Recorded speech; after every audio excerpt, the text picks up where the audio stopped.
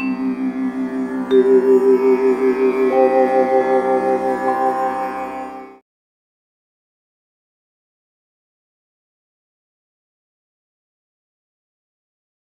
अभी मैंने JSW steel में एक लॉन्ग पोजीशन बनाया है एट 635.05 पे। स्टॉप लॉस रखा है 632.95 पे। देखते हैं अभी बाउंस बैक कैसे लेता है इस लेवल से।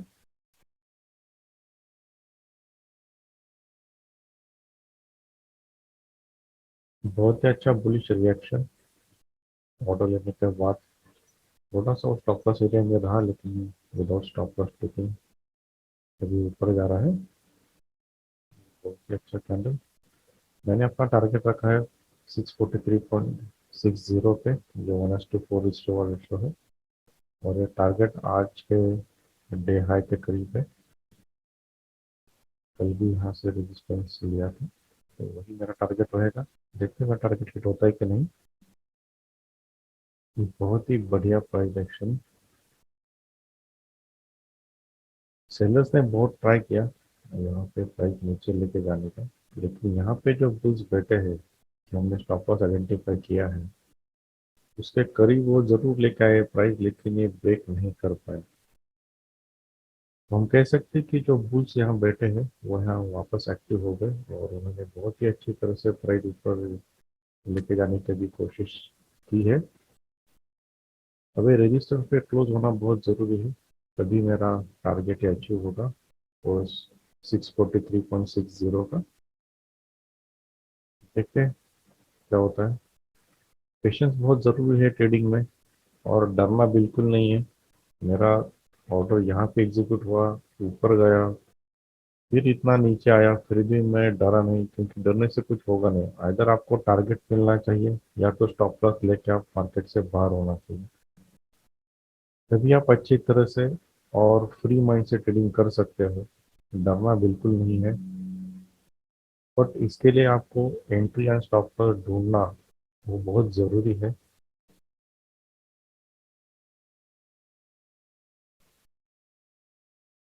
अब हम इस डिटेल में जाते हैं कि इतना नीचे आने के बाद भी मैं ट्रेड में क्यों बना रहा, और ऐसा मैंने क्या देखा, क्या एक्टिविटी देखा बायर सेलर्स का।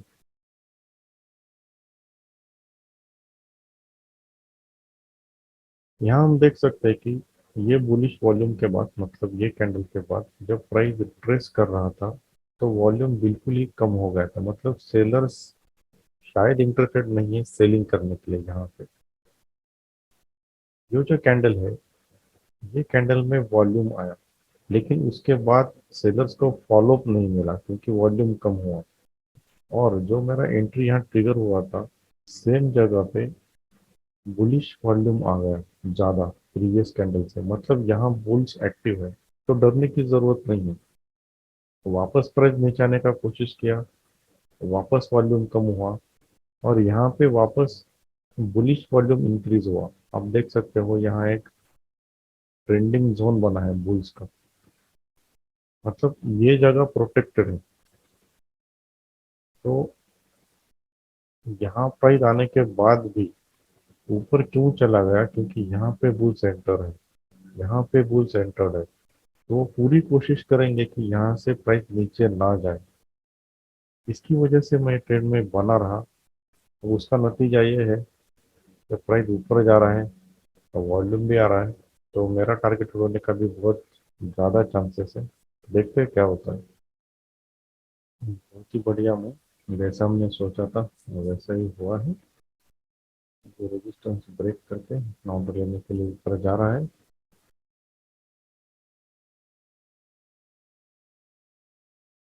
बहुत ही करीब 53 का एक होल फिगर उसको क्रॉस करना है। ये आज का डे ओपन भी है करीबन।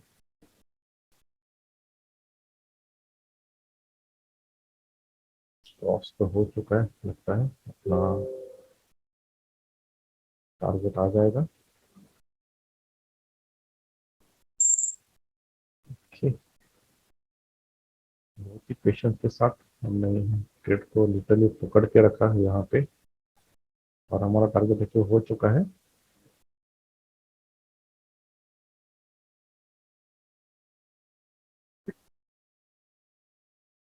हेलो ट्रेडर्स, डिस्कस करते हैं जेएसडब्ल्यू स्टील का आज का ट्रेड। यह ट्रेड मैंने क्यों लिया और कैसे लिया, इसका डिटेल्स। अगर आपको याद है, परसों ही मैंने उसको सेल साइड में ट्रेड किया था और आज मैंने इसको बाय साइड में ट्रेड किया। तो ये हाइपोथेसिस चेंज करने के लिए ऐसा क्या हुआ ये ट्रेड में, मैंने क्या देखा, वो हम डिस्कस करते हैं। तो हमने एक लेवल आइडेंटिफाई किया था, ये जो सिग्निफिकेंट लेवल था सपोर्ट, और वो 13 मई को ब्रेकआउट किया था नीचे with increasing volume and delivery volume. तो हमने नेक्स्ट डे दैट इज 16 मई को यही कैंडल के इंपॉर्टेंट लेवल से उसको सेल साइड में ट्रेड किया था। अब यही हम अगर डिलीवरी वॉल्यूम देखें जेएसडब्ल्यू स्टील का, तो 13 तारीख को जब ये हाईएस्ट डिलीवरी वॉल्यूम बना था मई मंथ का, तो हमने डिसाइड किया था बेस्ड ऑन प्राइस एक्शन कि नेक्स्ट डे हम सेल साइड में रहेंगे, और हमने सेल साइड में ट्रेड किया था। 16 तारीख को क्या हुआ, 18 लाख से डेली वॉल्यूम घटकर 6 लाख हो गया। इसका मतलब क्या है? इसका मतलब जो सेलर्स यहाँ पे एक्टिव थे, शायद अब वो इन्वेस्टर्स या सेलर्स यहाँ एक्टिव नहीं है। अगर चार्ट में बात करें,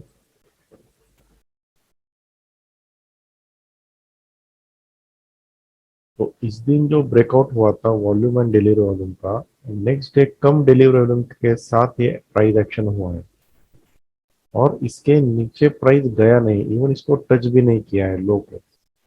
इसका मतलब है investors are not willing to sell below this level. अगर ऐसा होता तो यहाँ वॉल्यूम आ जाता इन्वेस्टर का, लेकिन ऐसा नहीं है। चलो, ये बात समझ में आई कि यहाँ सेलिंग होना थोड़ा मुश्किल है। अब कल का डिलीवरी वॉल्यूम देखो, ये लगभग 3 times of day before yesterday का डिलीवरी वॉल्यूम है। मतलब 6 lakhs to 8 lakhs गया डिलीवरी वॉल्यूम। तो वापस investors are interested in this script. अब ये कौन से डायरेक्शन में इंटरेस्टेड है वो कहाँ से पता चलेगा? वो सिंपल चार्ट से पता चलेगा। अब चार्ट्स में क्या पता चल रहा है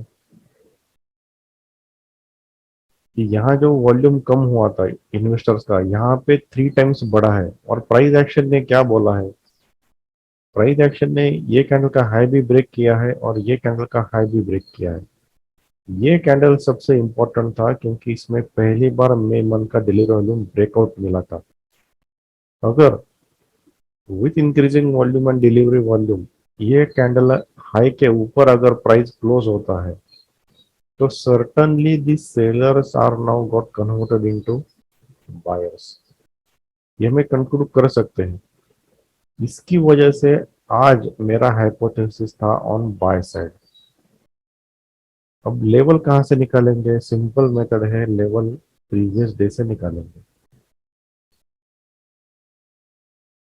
तो 17 मई को, दैट इज यस्टरडे को, हम थोड़ा एनालाइज करते हैं।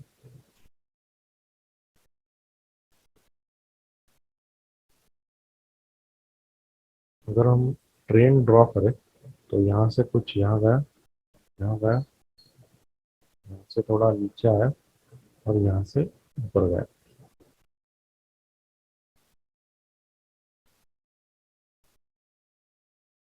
तो अगर रेजिस्टेंस ड्रॉ करें, तो यहाँ ये एक रेजिस्टेंस बनता है और दूसरा ये एक रेजिस्टेंस है।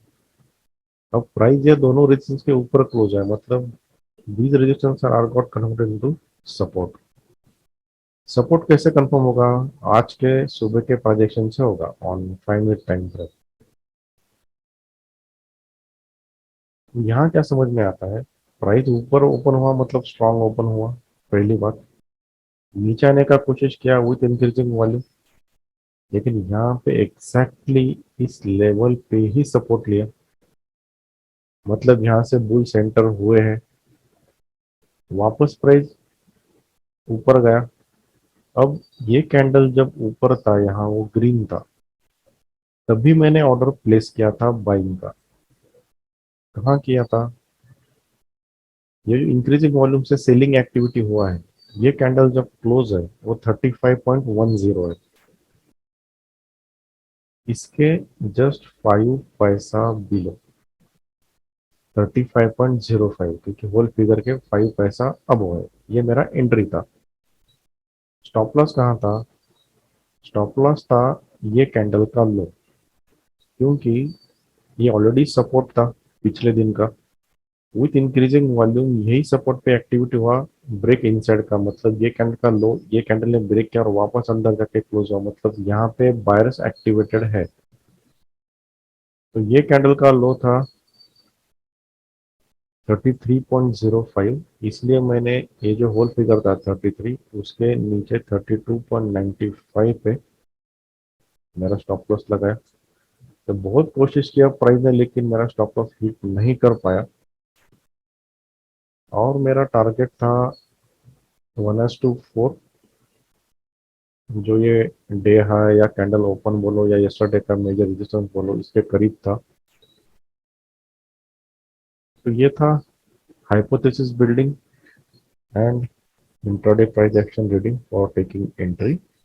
होप सो आपको समझ में आ रहा है मैं क्या बोल रहा हूँ, क्या समझाना चाहता हूँ। वैसे तो सब कुछ दिखता है बहुत सिंपल, लेकिन करने के लिए बहुत मुश्किल है, क्योंकि इसको प्रैक्टिस बहुत लगता है। बहुत सारे मेथड्स है, लेकिन एक ही मेथड फॉलो करो कुछ तो, तभी आप सक्सेसफुल होगे। धन्यवाद।